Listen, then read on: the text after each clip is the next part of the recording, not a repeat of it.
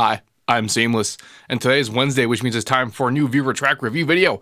And today we're going to look at this track here first, which is Split Open Sky by Runner.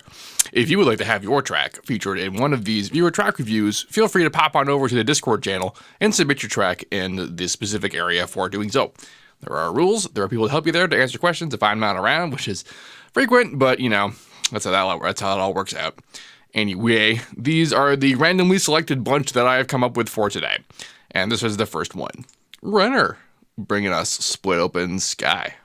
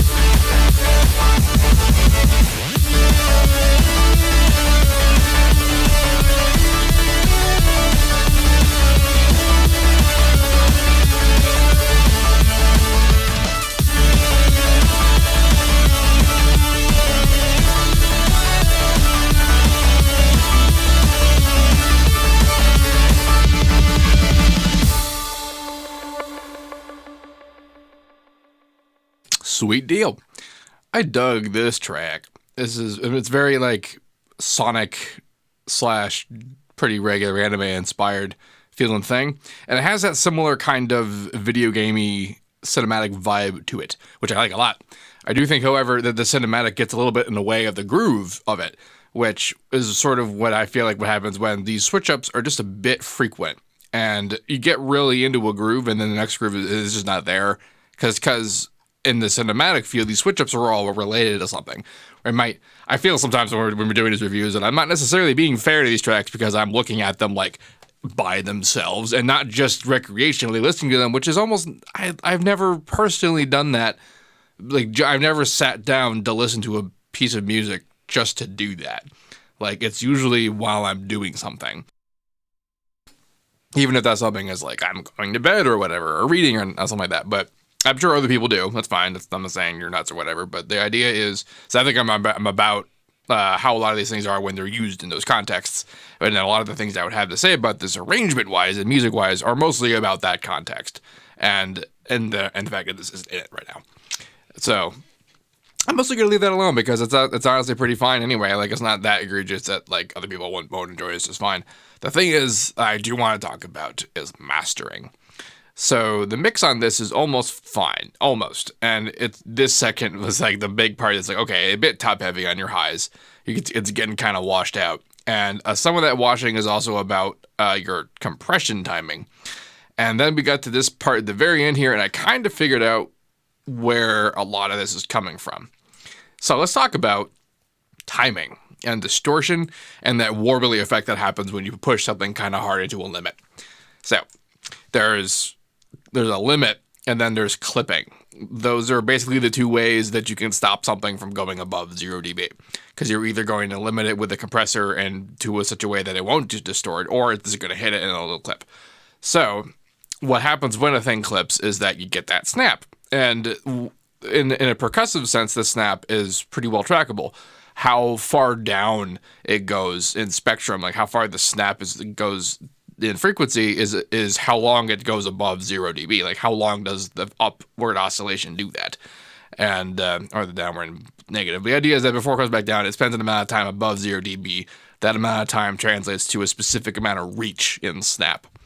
So this is also true for compression. If you go above the limit, then that means it spends a certain amount of time doing the thing it's going to do. And however fast it does, it'll have a certain effect. But the speed at which that effect happens is what will determine what frequency content is going to get screwed up by it. So this is why you might experience sometimes when you have a lot of stuff going, and for some reason when you add like the lightweight sounding mid-range thing, that's the thing that trips up the compressor. Not the drums, not the bass that's going, the mid-range thing. And you're like, oh my god, maybe it's too loud. And you go look at the level and you turn it down to the part where it sounds like it's not doing it anymore, but now it just sounds like it's not there anymore. And that's just like, how can it possibly be that loud but not that loud at the same time?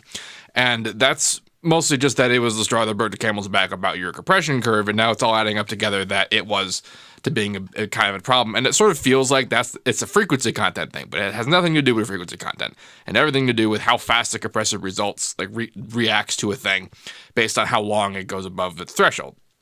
A limit with the threshold being 0 dB. This is basically why we're talking about it in terms of clipping and like distortion, is because the consideration is similar. It's about how fast how long it spends doing its thing. Because if you make a compressor react to it faster, it'll bring it down below the limit faster, which means that the result of it being there will be less noticeable until that you spend too much time up there, and now because it's doing that, it's actually distorting because it's that fast. This is a nice little like middle ground for things that you got to find it kind of at a per track level. And the setting, you might be thinking, well, what is that setting? And it's a timing thing. It's where, okay, this content, for example. Just about everything in my sort of, when I hear that and I feel that way, everything is just a little bit too long in the tooth.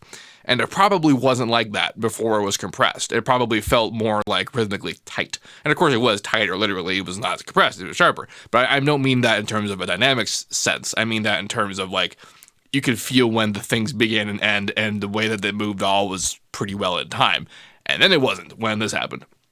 And it's because the compression brings up the emphasis on the tail in certain ways that it moves over where like the feeling of the beat's end is on any given sound. And that'll make it feel like it's doing this kind of thing. So there's two ways you can fix that. One is you can literally shorten the things themselves, which is usually what I do. Because I like the smooshiness on some other things, but not on all the things. And then the other way to do it is to make your compression faster so that it doesn't take so long to do the thing it's supposed to do, so that it doesn't interfere so much with it. And then the consideration of how fast is too fast or what's the right speed is just about when does it feel like it's in time now? When is like that warble effect not affecting what's happening? Because right now the warble effect is affecting what's happening pretty much whenever there's a solid beat present. And my biggest suggestion is mostly to turn like your kick and make it a little bit shorter, at least in the sub sense, and definitely at least in its impact on sidechain. Because that's something else. The sidechain probably sounded a little bit more tighter and on time before it all got crushed together. And it's again because when you crush it together, the nature of its curve is different now. And you gotta like either adjust it or just account for that. But then this section showed up, and this is when it started to make sense because of that consideration I said for timing, where in the broke beat section of the rest of this song, the drum and bass stuff, those broken in between 16th note, 8th note kind of experiences, you can tell when there's like a different off rhythm about it. But when this happens, when you're doing the 4 on the floor, now the timing makes sense. Now how far and smooshed and crushed it is all makes perfect sense, because now no matter what you do, when the kick happens, it's going to feel like it's on time again. And however things move, like you could definitely see that it's a lot more rigidly on time, but it's a lot harder for that feeling to be screwed with, even though there's still a lot of overlap. There's effect on the compression that like existing past the area of the where the beat would be kind of naturally ceasing, and then it's getting blown away by that kick again. So it doesn't really matter that it's doing that until we hear things by themselves for longer than a beat. When that happens, and they're also in between and broken and switched around and stuff, then we can start to tell that the timing isn't like 16th note perfect. It's really just this perfect. And so, yeah, this, and also with the rest of the mix, I think about how high frequency some stuff probably was a result of tuning it too well to be for this target. Which, it's not like I don't recommend doing that. It's just interesting that this is the thing that's at the very end. And it is an interesting, if this was a strategy, it's interesting because it could mean that like you're eventually arriving at sort of what the point of the song is, but it also kind of made it a very long time of something that wasn't this good. You know what I mean? Like this definitely all your choices make perfect sense in this context. And then it's just that like relative to that, because of the different timing choices, these choices didn't totally match up with the rest of the stuff. So yeah, that's this track. Good job, Runner. Moving on to my list of stuff. Where did I put it? Downloads. Here we have a Retrovex track, Tripods Attack V3 Temporary Title. Temporary Tittle, actually, I guess is what it says. Right on, then. Here comes this.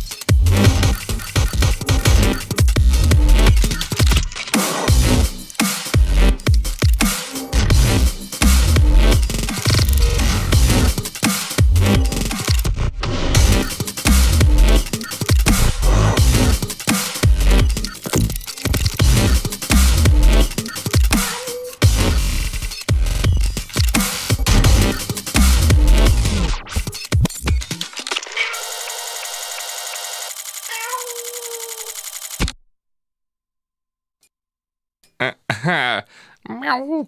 That was awesome. This whole thing was cool.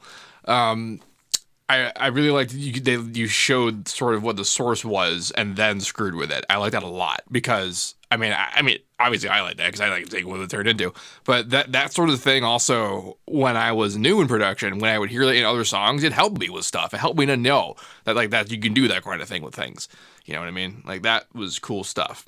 And a lot of this was also excellent. But the thing that was most excellent about all of this is how well it all blended together. And I want to talk. I'm going to use this track, talk about a trick. And weirdly, this is actually a technique that I learned from visual effects editing. I'm sure if you're into any kind of independent filmmaking and do that kind of thing yourself, then you are probably familiar with the Corridor Crew and Freddie W. and all of those guys in the channels and that kind of thing. And there was a color grading tutorial a long time ago about making a character match background, like in a set, like if you're green screening them in. And the trick was to basically individually isolate the RGB channels and just manually level them up to match the levels of the background.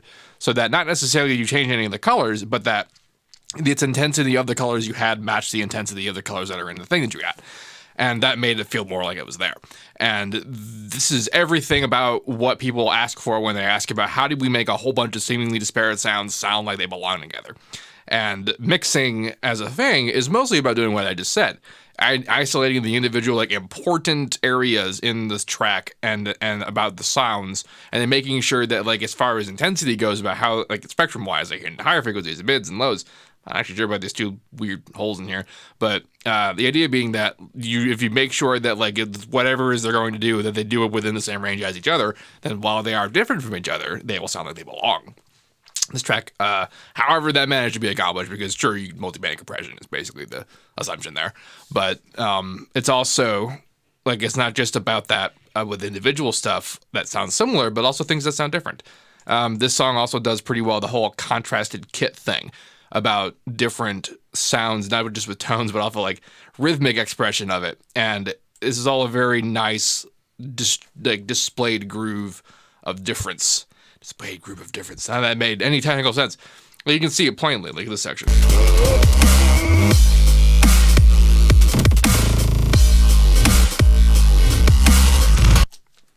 We often we use the word frequency, we talk about the spectrum, and then I just talked about timing as if that was a different thing, as if making something happen fast enough isn't literally what having particular experience in a spectrum is, frequency-wise. Low frequency, high frequency, fast, slow.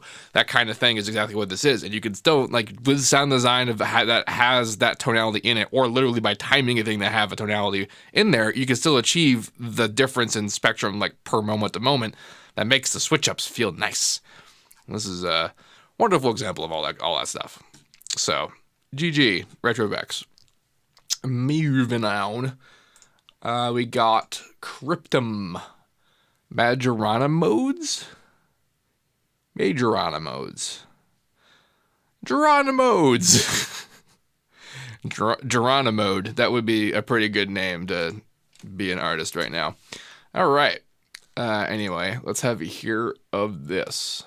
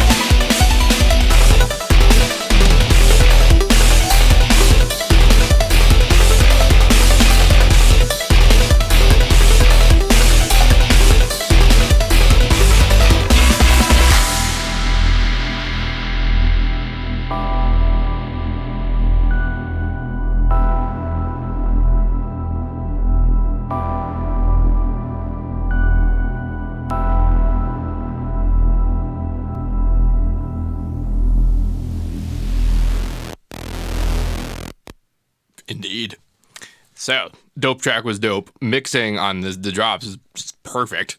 As far as the content in here, okay, like hit-wise, feel-wise, width, all that, like this goes down, it would go down. It would be amazing. The only problem, though, is that this track's got major two-song itis. This section, you know, and similarly, this section versus that section, not the same song. And it's entirely about how loud the guitars are. And I sympathize with you on this quest because this is the difficult thing you've chosen to do. You're doing a really good job. Like, you're not very far from it being perfect. Because honestly, like, the thing that makes a guitar song feel like a guitar song is that the guitar is just really loud in your face. Take, for example, a Linkin Park song, which is kind of felt like near the end there. If you were to listen to any one of them, your memories of what parts are there and loud enough and present and all that are one thing. But then when you go listen to it, you might notice that the guitar is just a lot more mixed up than a lot of the other stuff. In fact, you probably not even tell there's a bass guitar in there, but most of the time that's the case with this sort of stuff, is that the guitars are much more the front thing. Like, in my mixing advice for lots of stuff, I'm usually talking about how like the kick and the snares are the loudest things or whatever, but for guitar-focused stuff, it's just not the case. The guitars are generally the biggest frontest thing, and the guitar in this track is like the backest behindest thing, and it needs to be way more up there. It definitely needs to be up on top of the ARP. I like the ARP, like I like it. I like the stuff that's in here, and the arrangement would feel more like, because I was when I heard the first drop, I didn't think about it, and then I heard this, and then when the second drop came around, I quite intentionally tried to hear the guitar in there, and I couldn't until we got to this section, and I could hear it by itself, and then I was like, oh, that sound, that hit was the guitar the whole time? I actually couldn't tell, and that's a bit of a tone issue. Of course, all of this is to say that if your goal was actually to sound like any regular guitar-related stuff, I only really assume you are because you let this section exist and make it as by itself as it is. At the very least, it needs to match the energy that this section has, and the easiest way to do that is just to turn the guitars up and then make them as present as the stuff is here. The other alternative is just to take some of the stuff out of here and put them in here, and kind of layer underneath them and like maybe low pass them a bit, just to give them a boost in energy to the section so that it also feels like it's part of this.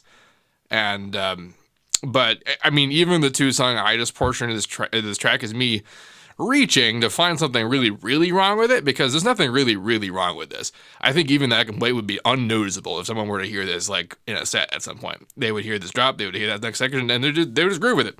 They wouldn't even care, because that this drop hits hard enough that they did the job. And I feel like you get the picture. Coal Beans CryptumT. I hope that's right. Moving on to PadreMulk Tetsujin. I have the name on the file, PadreMulk. You'll see it in the description. There's definitely a track on the Matrix Reloaded soundtrack, or the Revolution soundtrack. I forget which. I was really into the Matrix soundtracks. It's called that, but anyway. Here comes not the sun. Here comes this track. Once I can find the go button. Yay. Or it'll start way in the middle. Come on. That isn't. Okay. Very good.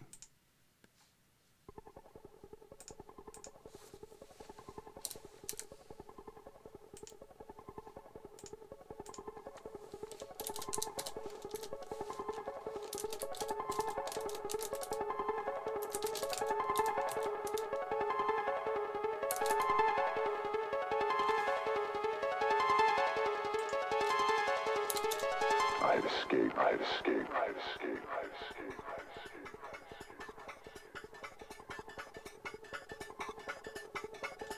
Oh boy.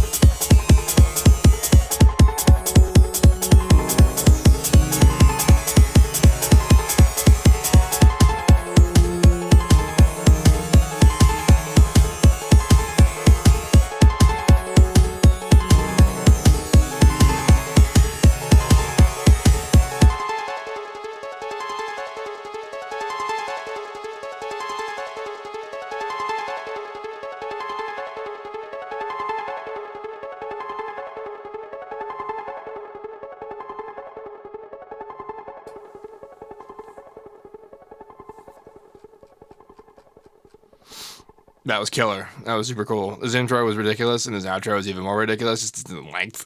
But I don't even care because this was excellent. This would seem, this is like something that that half of Daft Punk would put into some obscure but terrifying horror film. This was awesome. Pretty excellent, like trance-esque strategy in your groove switching and moving curves and shit like that. Super cool. This is very tight and nice. Okay. I even see it getting hotter, but your high frequencies. Yeah, okay, they're about the same. Oh, they do get a little hotter. Okay, so this stuff, this got a lot by the time I got down here in this side of the track. It was kind of rad. Well, because you could tell it was pretty much okay, pretty much over here. But when the layers got added up, that extra high frequency stuff was just a bit extra, especially for how low this is. I'm not sure that's related, but that for some reason feels like a thing to do. This is a very wide spectrum track, and I dig it. But yeah, keep doing this. A bit like this part, this whole thing. This is like, see, this whole stuff is all one thing, right? This would be the thing that goes to the horror film. This is the thing that would go in like the 70s scene where someone's being hypnotizing someone else into doing something. Like that's what this is. This is a very evocative track in general. So excellent work. PadreMulk. Indeed. After this, we have Djent 21 from Extone. And from the title alone, I'm already interested. Let's see what this brings us. Once all the stuff is aligned. Yeah. Nope. One more time.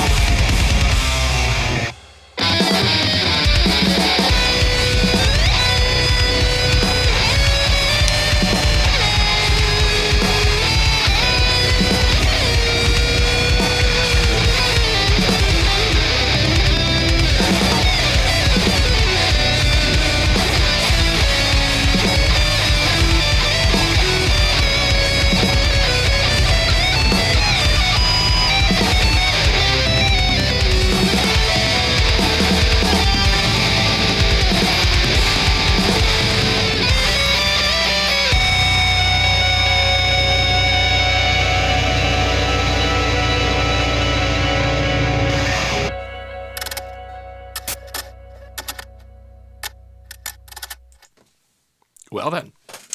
So, this was neat. Everything about like the bits and the parts and the music, all that, I dug. I even kind of dug that solo. It was a little sloppy, but I've got a style to do it. Frankly, if you're fine with that, I'm about that. But so, let's talk about the drums. If you were around in that previous track when I was talking about the timing of compression and stuff, then you're probably guessing where this is going.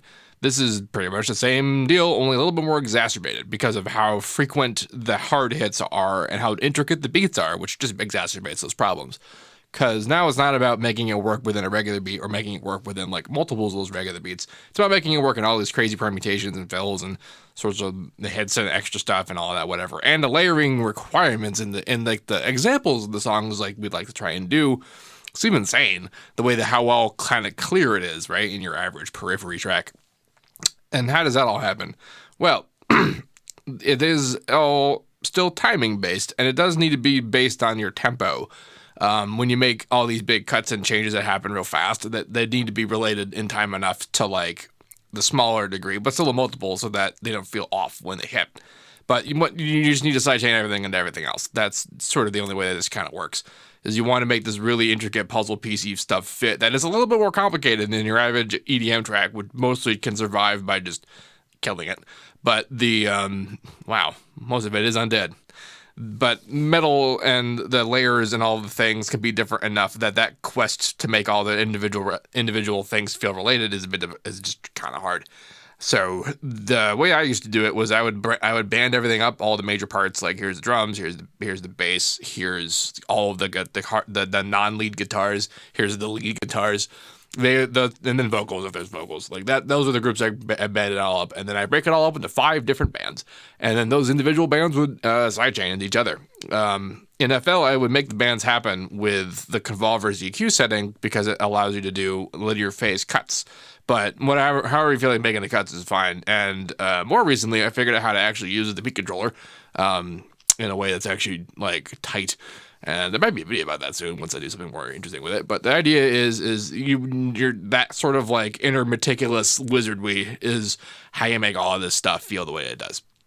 And especially if you've got MIDI data in your drums, which is like an imaginable beneficiary like of a thing. Like a band, it's hard to do with a real drummer playing a real thing, and and it has triggers and whatever. But like if you're just writing the parts, then this should be the easiest thing in the universe because it's all perfect, and all you need to do is just make sure the timing of it matches up. Which brings us to the mastering, because this all comes out to like, okay, well, once I got all of that going good, how do I make it work well once I crush it all together? Because all that's gonna change, like you were saying in the last track. Well, you can take that one step further, and you can, as far as taking this timing guy here, instead of making it whatever right setting it is, just to automate it. Make it and move it around so that it's the right time for every moment it needs to be right. And there may be different times when they can be different. For example, parts like this, where you decide to break off and go into your clean bits. Those generally don't want to get mixed as hard as the hard stuff does, because when they do, they crack up. You can hear when a rounder, darker, cleaner thing gets run into a distorted kind of limit more than you can the loud stuff, because the results are more loud stuff. And if your loud stuff's already pretty loud, then you layer together, you're not really hearing the damage. But when it's quiet and light, you can hear the damage. So generally, this is where you want to change that setting to have the longer, the smoother time. And it won't be as loud and won't hit as hard, but that's also why you want to either automate it to just be on those times like that. But the idea is also to automate it per hit, per drum. And not just on the kick, but also like the snare and also those toms. So you might have noticed that using them at all, and then also trying to incorporate them into anything louder than a regular empty space, and even then doing a fill with the rest of the drums, just feels kind of impossible. But basically the idea is you want to treat them like they're individual kicks. And they basically are. They're drums that are tuned kicks that are pretty high. And they've got fundamentals, they have clicks, they have punch regions, that kind of thing, and that means just mix them like that and sidechain it into stuff like you do the rest of the things. And that's just, it's going to be less than the kick, obviously, but that's what you do. That's how you make them have that kind of presence, because they just can't otherwise. And so also timing on every one of these drums, I would recommend shortening their stuff release time-wise, especially the toms, especially those are pretty long in the tooth.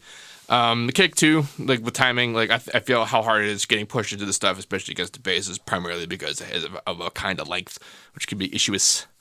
And then yeah, automate release times on your masters so that like, and the idea is that like if you hit a kick, the beginning of a kick is very high frequency and very fast, so it can't be appropriately compressed by something that's too slow to actuate across the frequency that's oscillating that fast. But if you make it fast enough by lowering the milliseconds it has, because this is a setting in milliseconds, right? So this is 0.08 milliseconds and versus 12 milliseconds. So this is faster, thus applicable for higher frequencies. It's gonna do the flippy, distorty, compressy thing, but it's only going to happen now at high frequencies. Remember I said before about the depth of the warble being about the time constraint, like how far down the spectrum the warble applies itself and how far it can mess stuff up is about how long it takes, like essentially like what's the length of time that an oscillation is. So the higher frequency it goes, the faster it gets until eventually it's so fast that it is literally distortion, which is what happens when you set it to 0 milliseconds, if you're using a compressor that lets you do that. For the most part, every compressor is going to have something that lets you do this. And by that I mean either a release control that you can automate, or literally within it, it'll have the capacity for automatic release control. Like Ozone, for example, has a whole setting called IRC, which stands for Intelligent Release Control. And its settings are basically fast, slow, or faster, or slower. And that's in consideration for everything we're talking about. Like if you want it to be fast when hits happen, impact is a fast, high frequency thing, and you want it to be slow and smooth pretty much every other time. So how are you going to lean faster? Or are you going to lean slower? But you're still going to do that. And that's how Ozone does its jazz. And other than that, dope song was dope. Good job. Moving on. The next track is From Dust by 7 Hours.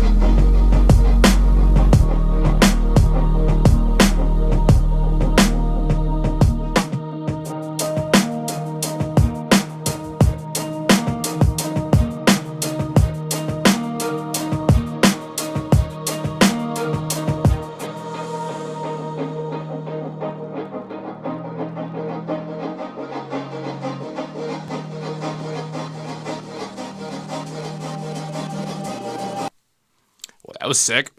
I imagine this sort of looks like it loops, so it's some kind of like menu-y kind of music-y deal, which I dig. This is all honestly the kind of groove that I'd like get. Like this is like almost like Chaos Theory vibes.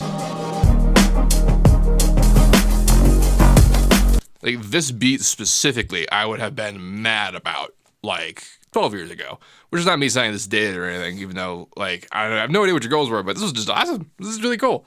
And it's all just perfectly balanced for what it is. Like it's nice and loud like it is, but it's not overdoing anything. It's not underdoing anything. And all the things are there doing the things. And actually that was the only thing that bugged me was this. And not the cut. The cuts are fine, but just the fact that you went to actually full negative made that too hard. And it was because of how hard I was into this groove.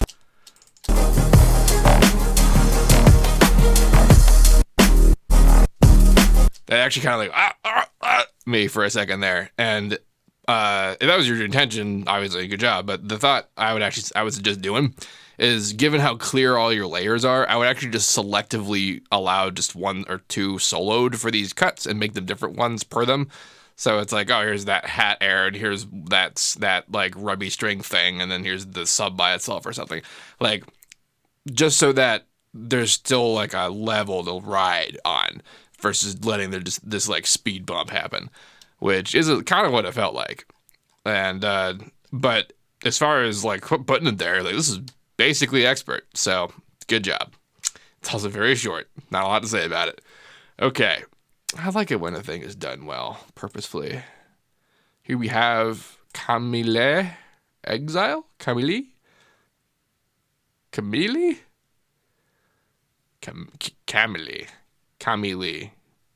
maybe that. Okay, and Exile is the name of this track. Whoop. Do.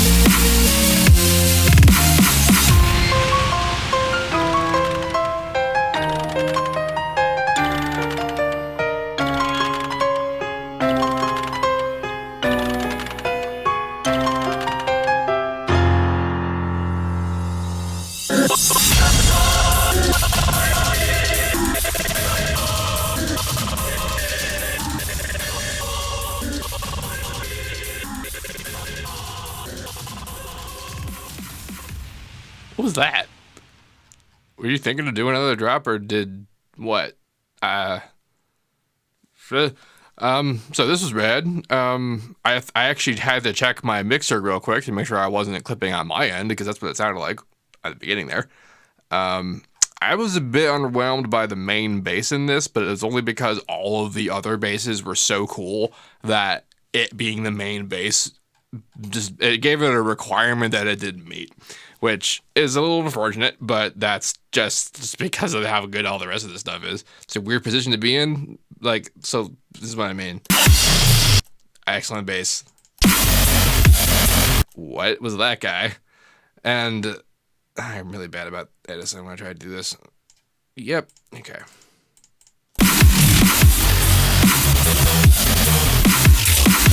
Yeah, so this is the dude, these dudes. It's really hoovy kind of sound, and it does a good enough job being all right. Like if this sound were one of the fill sounds, I wouldn't have cared about it.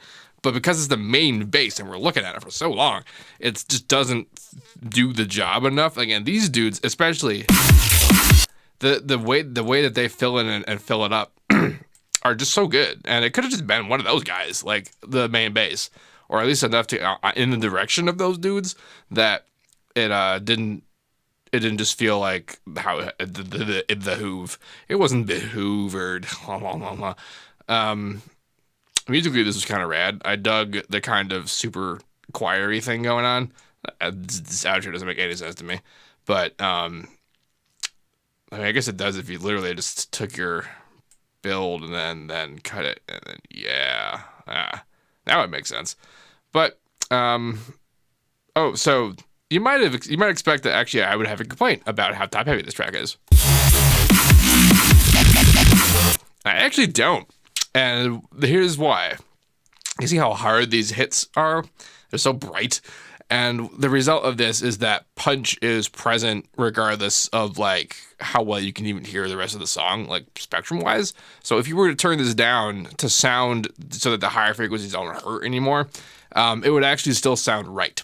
And normally that issue there is that like you want the hard hit to be there, and it only feels that kind of hard at certain levels. So then instead of bringing everything down, bring the high things down so that they're not doing that.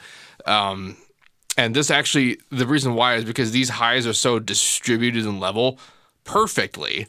Like the curvature on the whole thing is so evenly, like rigidly kept in place that it doesn't really lose the problem when you turn it down. And that's actually probably clipping working for it in that instance. Isn't that kind of funny? Anyway, that was Exile by KamiLe. Yeah. One day when I come up with a real submission system for this, I might include like a suggestion for pronunciation. Anyway, if you have any questions about this, please let me know. If you'd like to have your track submitted and maybe viewed in one of these videos, go ahead and visit the Discord channel and follow the instructions there. The selection process is definitely random.